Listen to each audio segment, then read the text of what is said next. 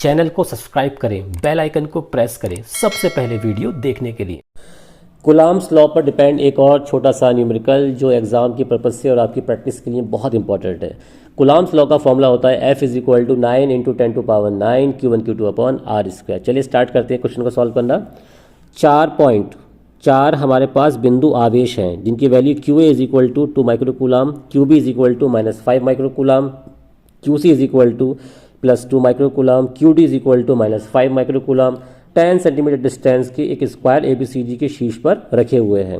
वर्ग के केंद्र पर 1 माइक्रोकूलम के आवेश पर कितना बल लगेगा, ऐसा हमें फाइंड करना है। चलिए फाइंड करने से पहले मैं यहाँ पर ब्लैक स्केच इस्तेमाल कर लेता हूँ और इस्तेमाल करने से पहले समरी तैयार करते हैं। और समरी तैयार करने के लिए हमें क्या बनाना पड़ेगा, यहाँ पर एक स्क्वायर ABCD। चलिए बनाते हैं। तो यहाँ स्क्वायर मैं तैयार कर रहा हूँ, एक ज़्यादा बड़ा भी नहीं और ज़्यादा छोटा भी नहीं। स्क्वायर रख दिया है मैंने। अब इसका यहाँ पर नाम रखने के लिए हम रेड स्केच का इस्तेमाल कर लेते हैं। यहाँ पर देख सकते हैं आप चार्ज QA, यहाँ चार्ज QB, यहाँ चार्ज QC, यहाँ चार्ज QD। ओके गाइस, अब इसके अलावा इनकी जो वैल्यूज़ हैं वो भी हम राइट डाउन कर लेते हैं। यहाँ पर हम ब्लैक वाले स्केच का इस्तेमाल करेंगे।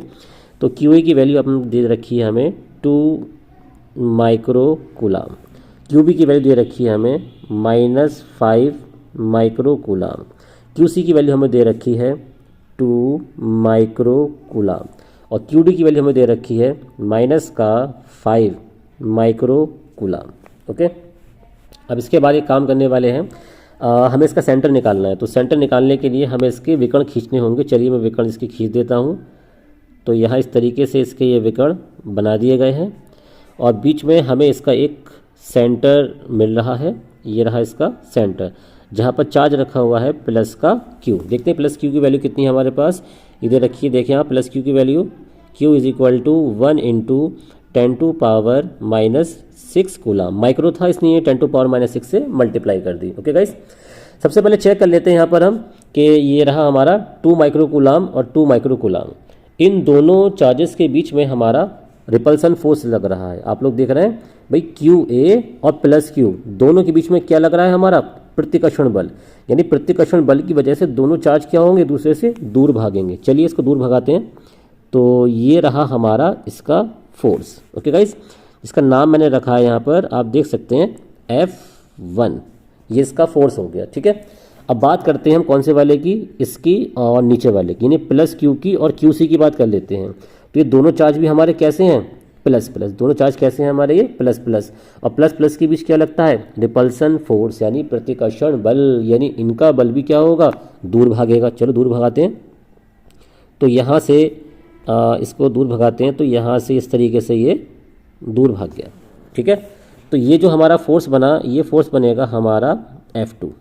तो यहाँ पर फोर्स हमारा क्या तैयार हो गया, ये F2 तैयार हो गया। ठीक है गाइस, चलिए बात कर लेते हैं अब QB और Q की। तो आप देखें QB और QB जो है आपका माइनस का है और जो आपका प्लस का Q है ये आपका प्लस का चार्ज है। अब दोनों के बीच में अट्रैक्शन फोर्स लगेगा और अट्रैक्शन फोर्स लगने के साथ साथ यहाँ पर आपको एक बात ध्यान देनी होगी, वो क्या कि भाई जो अट्रैक्शन फोर्स होगा वो वर्क कर रहा होगा आपका QB की तरफ। ध्यान देंगे, QB और +Q आवेश के बीच में जो अट्रैक्शन फोर्स लगेगा उसका डायरेक्शन क्या होगा आपका, QB की तरफ। तो हम ये कह सकते हैं यहाँ पर भाई कि ये जो है हमारा भाई F3 यहाँ पर ये काम कर रहा है। ठीक है, अब इसके बाद ऐसे देखते नीचे, ये रहा हमारा QD और ये रहा हमारा Q।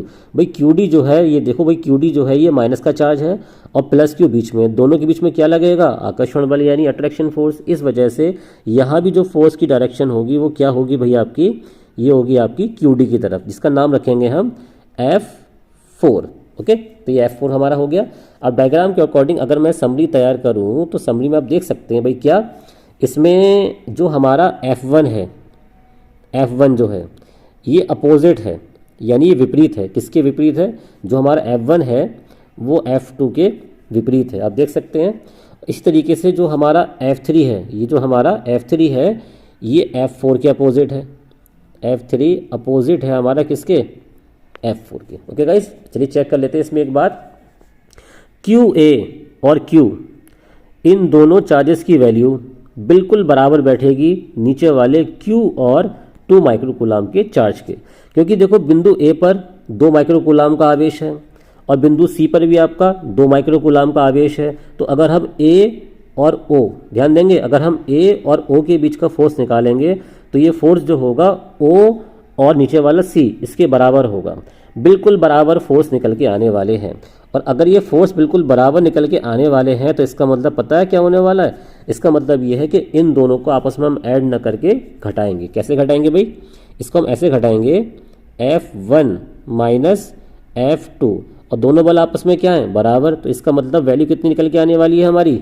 0 निकल के आने वाली है। कितनी निकल के आने वाली है गाइस? 0 निकल के आने वाली है। ठीक है, अब हम बात कर लेते हैं भाई क्यू बी वाले की और किसकी बात कर लेते हैं? क्यू डी की बात कर लेते हैं। तो ध्यान देना गाइस, क्यू बी और क्यू जो कि बिंदु ओ पर रखा है, इन दोनों के बीच में जो फोर्स लगेगा वो फोर्स बिल्कुल इक्वल होगा। किसके इक्वल होगा? ओ और डी। देख सकते हैं आप यहाँ पर, ये दिख रहा है आपको, ओ और डी, इन दोनों के बीच में जो आपका फोर्स है वो भी बिल्कुल सेम होगा हमारे किसके? क्यू बी ओ और क्यू डी ओ के।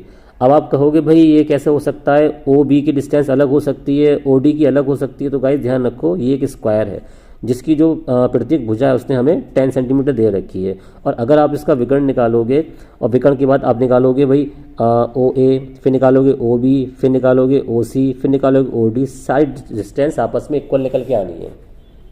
जब सारे के सारे डिस्टेंस आपस में इक्वल निकल के आएंगी तो इसका मतलब ये होगा भाई कि जो है बी से ओ के बीच में और डी से ओ के बीच में जो फोर्स लगेगा बिल्कुल इक्वल होगा। तो हम क्या करेंगे इसके लिए? हम एक काम करेंगे, हम इसके लिए काम ये करेंगे भाई, इन वाले फोर्सों को भी जोड़ने की कोशिश करेंगे, लेकिन ये फोर्स आपस में नहीं जुड़ पाएगा अपोजिट डायरेक्शन की वजह से।